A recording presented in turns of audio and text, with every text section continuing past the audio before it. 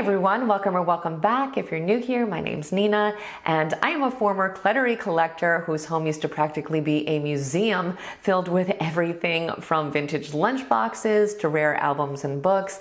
And I had a lot of fun with it until I started to realize that my stuff was becoming a much bigger priority in my life than it needed to be, and that my home was starting to become an overwhelming and disorganized mess. Now, this is a topic that many of you have asked if I would talk about because you share similar concerns and wanted to know the best way to address it. So today we'll discuss the relationship between collecting, hoarding, and clutter, the psychology behind it, how to know if collecting has become problematic in your life, and how to change this behavior if it's something that you decide that you want to do. Now, I want to say right off the bat that today's video is not an anti-collecting video per se. Many people do enjoy collecting things and they are able to keep everything under control. And if that is the case for you, then I really see no issue with it. However, if you find yourself in a situation like I did where your collections are starting to take over your home or your life, then today's video is for you. Now, we have a lot to cover, but I want to start by talking about the difference between collecting and hoarding, because knowing where we stand here is essential in determining whether or not this behavior is becoming problematic. So collecting is a hobby that is typically motivated by a desire to acquire items that are interesting, valuable, or meaningful to the collector. Collectors usually have a plan for their collections, are able to control their spending, and generally tend to display their collections in a way that is organized and aesthetically pleasing. Now, hoarding is a different story, and I recently created a video all about this topic, and I will go ahead and link it down below in the description box in case you want to learn a little bit more about it. But in a nutshell, hoarding is a mental health condition that is characterized by excessive accumulation of possessions. Hoarders often have difficulty letting go of items, even those that are worthless or unusable, and can also feel anxious or stressed about their possessions and may even have difficulty using them. So we can notice here that one key difference is that collectors typically have a plan for their collections. They may even have a specific goal in mind, like completing a set of stamps or coins. Hoarders, on the other hand, oftentimes do not have any plan for their possessions. They may simply continue to acquire things without giving thought to what they plan to do with them or how they plan to store them. And I think in my own case, I was somewhere in between these two different sides of the spectrum, and this can be a very important assessment to make about our own situation. We also need to determine what need collecting is serving in our life, or in other words, what drives us to do it in the first place. So let's go ahead and talk about some of the most common reasons why people start collecting, so we can begin to understand what the motivation is for us personally, because getting to the bottom of that is the very first step in being able to change this behavior if that's something that we decide that we want to do. So the first reason can be nostalgia. Some people collect things that remind them of their childhood or other happy memories. It's a way for them to feel like they are still connected to the past, or to commemorate a time in their life where they felt like things were more fun or carefree.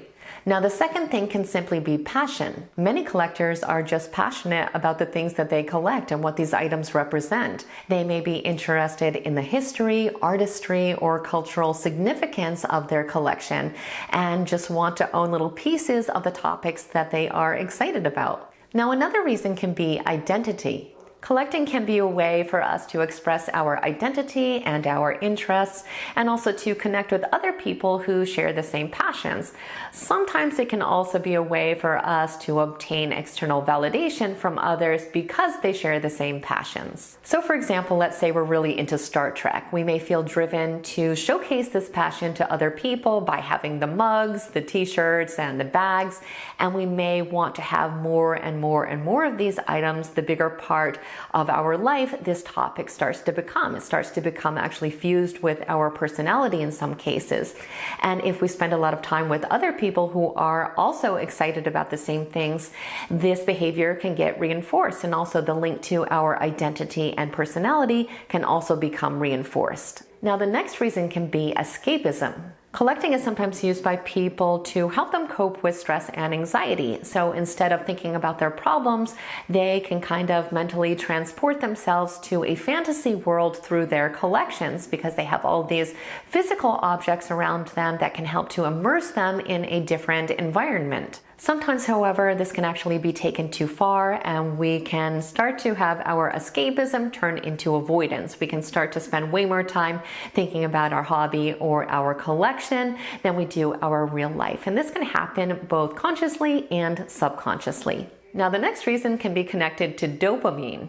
It can give us a huge rush of dopamine when we find a new piece for our collection, and we may really enjoy the challenge of finding rare or unique items. And of course, it's really exciting when we come across something that is hard to find, especially when it comes from an unexpected place. I know this was a huge factor for me. I thought the process of finding stuff was so fun, and when I did, I always wanted to bring it home with me because it felt like a little trophy. And the last reason can be for investment. Many people collect things because they genuinely believe that they are going to increase in value over time, so they hold on to things for this very reason. So we might collect art, books, coins, movie memorabilia, or vintage toys because we think some magic day in the future we're going to find a buyer for all of these things and get rich in the process. So please let me know in the comments which one of these motivations really rang a bell for you, and don't be surprised if it's actually more than one factor.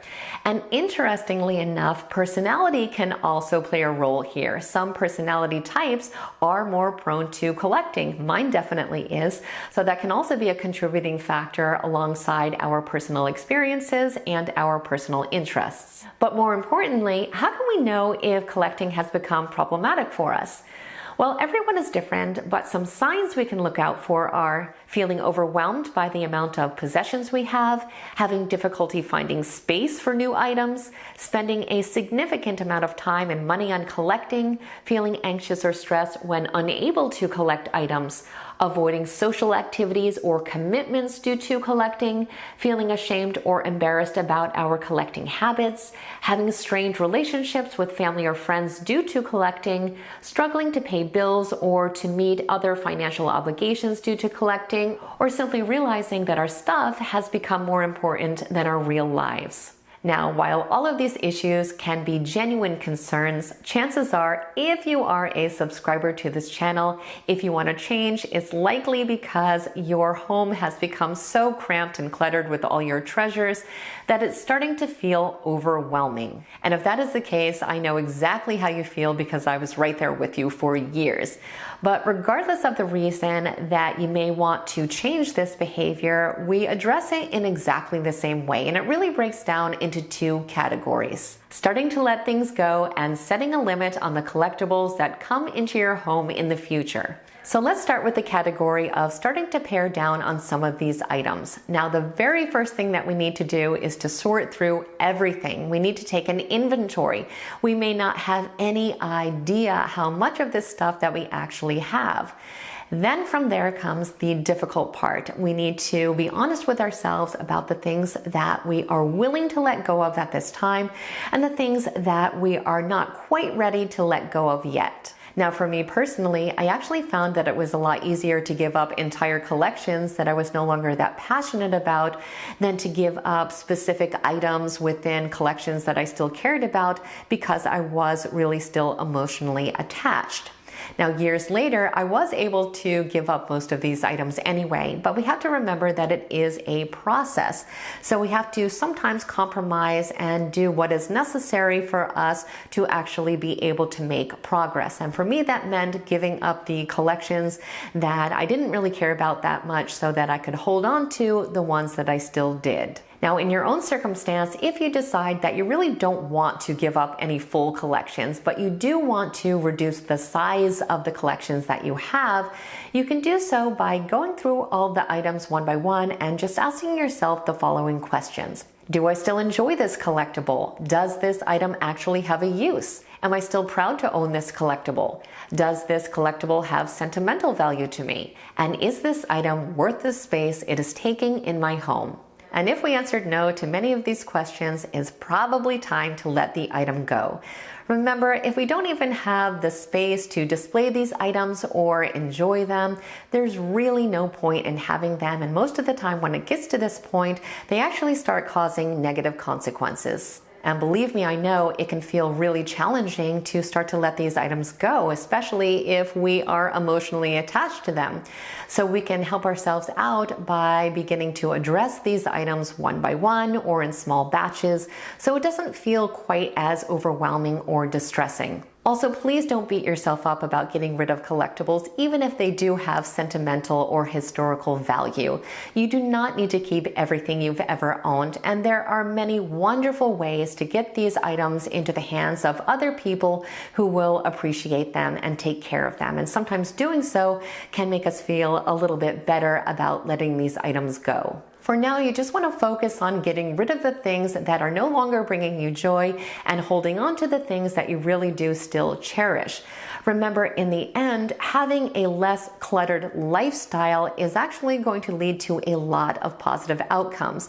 And this is something that I have many videos about that I will go ahead and link down in the description box below, just in case you need a little bit more inspiration.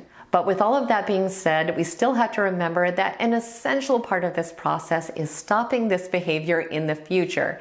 We have to stop seeking out collectibles. So we have to stop going to the sites and the places that are going to encourage this behavior, because it is so easy to get sucked back in. And like I said earlier, I know firsthand how difficult it can be to start to change this behavior, especially if we've been collecting for a long time. But if it's starting to cause negative consequences in our life or our home, it is worth it to take the time to start to change these habits, because it helps us to remember that it's not really our stuff that should be important, it's our life that should be important. And when our stuff starts to become a bigger focus than our life, it's time to rethink our priorities and reclaim our home and our life. So as always, I truly hope you found today's video to be helpful and insightful. If you did, please like it and share it with anyone else who may need to hear the same message today. I want to thank you so much for watching, and I hope the rest of your day is extraordinary.